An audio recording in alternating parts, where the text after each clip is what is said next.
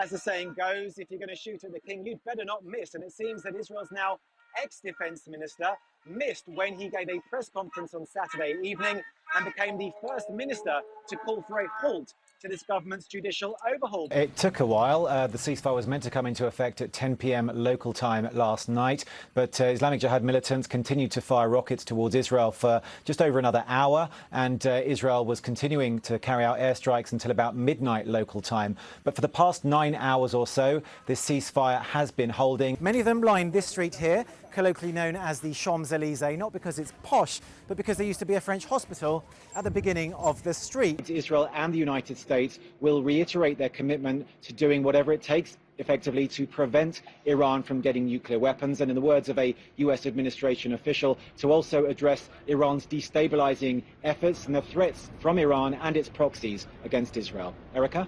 Elliott, appreciate it. Thank you. It's hugely significant. For President Donald Trump, of course, it gives him a real foreign policy achievement with which to go into November's elections. For Israel, this is just the third country, the third Middle Eastern Arab country that Israel is due to normalize relations with after Egypt and Jordan. And I think also for Prime Minister Benjamin Netanyahu, not only does this kind of take some of the pressure off that he's been facing of late regarding the corruption trial he's facing and his government's handling of the coronavirus pandemic, but I think it also vindicates him in a way. In his words, he's achieving peace for peace. When Prime Minister Benjamin Netanyahu returned from his weekend in London, he sat gallant, and the result of that is what you see behind me. Thousands and thousands of people on the streets of central Tel Aviv. They're very keen to see kids go back because Israelis on average have more children than any other developed country, and both parents tend to work, so more than 3 children on average per couple. Both parents tend to work, so if the schools don't reopen,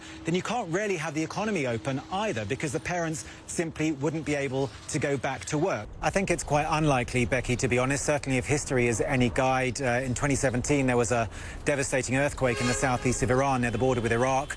Israel offered aid and that was quickly rebuffed. Water down the powers of the Supreme Court and also to strike out crimes such as breach of trust, which just so happen to be among the indictments that are facing Netanyahu in his ongoing corruption trials. And as you can see, they've just finished speaking here, but the bottom line is that Netanyahu is now going to start negotiations formally with his right-wing partners, who are expected to form the most right-wing government in Israel's history. And then, much to everyone's surprise, they then, about half an hour, 45 minutes later, said, OK, we're boarding. We boarded as per normal. We sat on the tarmac for about half an hour, and now we're moving. And the captain very much seems to be thinking that we are going to be taking off.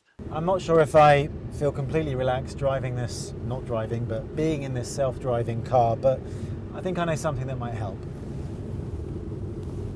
Don't do this at home. There we go. This is the life.